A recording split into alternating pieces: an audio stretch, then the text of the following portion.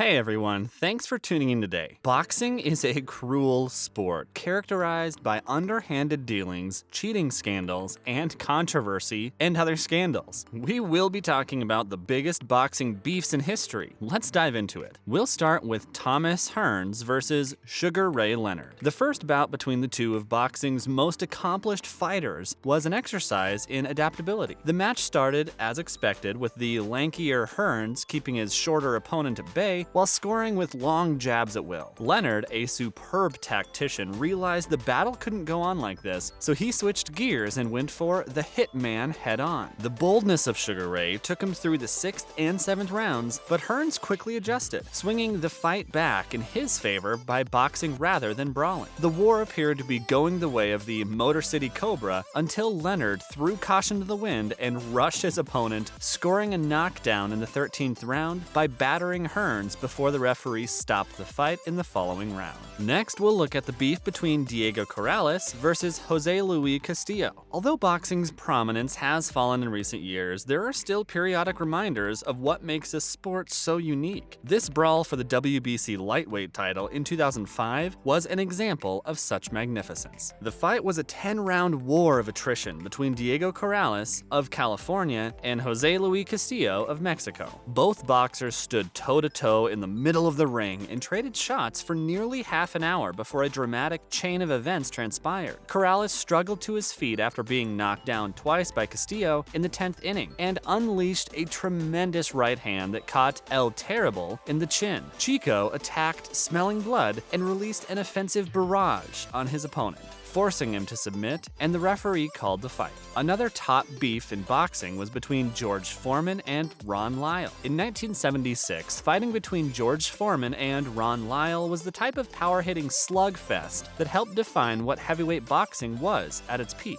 It was about two men who felt that they had to prove something. Foreman needed to fight his way back into the title picture after losing to the great Muhammad Ali in the historic Rumble in the Jungle later on. On the other hand, Lyle was determined to make a name for himself as a world-class boxer. As a result, the huge guys swapped shots for the next 5 rounds, each heading down twice. Finally, Foreman had knocked Lyle out for the 3rd and last time, concluding as one among the most popular, exciting heavyweight fights ever. Another hard-hitting beef in boxing history was between Alexis Arguello and Aaron Pryor. This 1982 dream battle matched the arrogant, boastful Aaron Pryor against the stern, stoic Alexis Arguello in a 15-round slugfest dubbed the Battle of the Champions by promoter Bob Arum. When he got into the ring with light welterweight Pryor, Arguello, dubbed the Explosive Thin Man, was seeking to become the first man to win belts in 4 different weight classes. He came close too, with his dangerous hands controlling the majority of the battle, but the Hawk came alive in the last rounds, pounding Arguello with punches until the fight was abruptly stopped. The fighter's outcome was questioned by a strange black bottle provided to Pryor by discredited trainer Panama Lewis in between rounds, but the Hawk would silence his critics by defeating Arguello. Up next, Marco Antonio Barrera versus Eric Morales. The fiercest boxing battles are sometimes contested in trilogies, making Eric Morales and Marco Antonio Barrera 2 fearsome Mexican boxers no exception. If the 3 fights were fought across 5 years, each of them would be worthy of a spot on the list, but their 3rd clash in Las Vegas earned them this spot. The bout, which lasted 12 rounds, saw the 2 fighters pick up right where they left off with constant go-for-broke punches from the first bell. Although neither man was injured throughout the match, they both appeared to have survived a vehicle crash by the time it was over. Barrera was the individual who took the majority decision, prevailing despite the race's closeness. Another worthy boxing beef is between Julio Cesar Chavez and Meldrick Taylor. This 1990 fight between Mexican icon Julio Cesar Chavez and Philadelphia phenom Meldrick Taylor is remembered for 2 seconds. Although it lasted 12 intense rounds, Taylor dominated the fight from the start, avoiding several of Chavez's scorching blasts and pulling ahead on points with his stick and move attack. However, the rugged Mexican began to connect as the tournament progressed, pounding Taylor with a barrage of shots. On paper, Taylor was still winning in the 12th round, but his corner told him otherwise. Hence, he attacked Chavez instead of avoiding the dangerous brawler. A critical miscalculation that landed Taylor in a barrage of stiff punches. Taylor appeared to be dead on his feet after rounds of pummeling, prompting him to retreat. A dream match between Manny Pacquiao and Oscar De La Hoya. Oscar De La Hoya's torch-passing encounter with Manny Pacquiao in December 2008 was a watershed moment in the Filipinos' transformation into a true pound-for-pound phenomenon. De La Hoya faced Pacquiao in a 12-round non-title contest at the MGM Grand in Las Vegas. There were a few intriguing factors at play here. For one thing, De La Hoya hadn't pushed his body to the welterweight limit for a fight in 7 years, and many publicly questioned whether Pacquiao, who had previously fought at 130 pounds or less, would be able to handle the additional weight and bulk of the Golden Boy. Pacquiao was a whirlwind.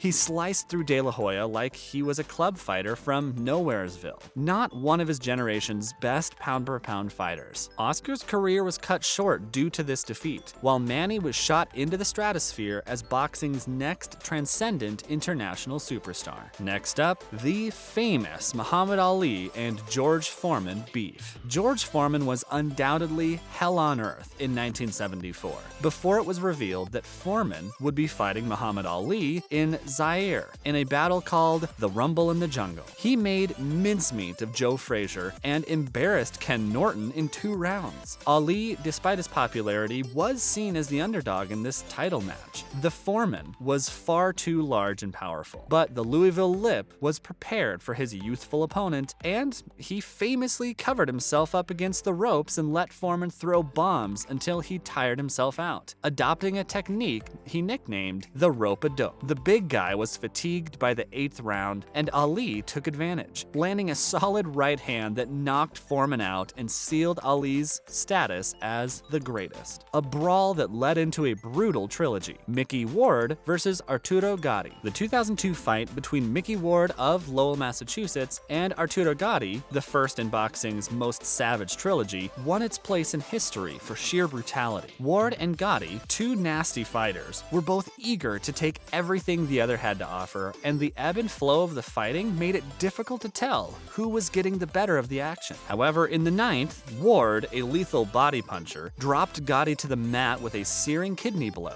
That the match would be decided. Although Gatti continued to fight, Ward was declared the winner by a majority decision, although the bout will be remembered for the action rather than the result. Marvin vs. Thomas Hearns, the fight that only lasted 3 rounds but packed a punch. This 8-minute slugfest between marvelous Marvin Hagler and Thomas Hitman Hearns had more drama, action, and intensity than virtually any other fight in history, although it only lasted 3 rounds. Hagler and the Motor City Cobra, both feared knockout artists, arrived at Caesar's Palace in Las Vegas with many buzzes and lived up to it right away. The middleweights unleashed power punches after power punches in what has been dubbed the greatest round in boxing history. Yet neither man was knocked out. Hagler and Hearns labored through the following 2 rounds, exhausted after the crazy first 3 minutes, until a bloodied Hagler won with a right hand followed by 2 uppercuts. Finally, one of the top boxing beefs in history, Joe Frazier and Muhammad Ali. If Ward and Gatti is boxing's most ferocious rivalry, then this is the sport's most illustrious rivalry. This 1971 heavyweight title contest, dubbed the Fight of the Century for a good cause, was about more than just a championship. Many saw it as a representation of the times, a clash between the counterculture represented by Muhammad Ali and the pro-war establishment represented by Joe Frazier. Somewhat illogically,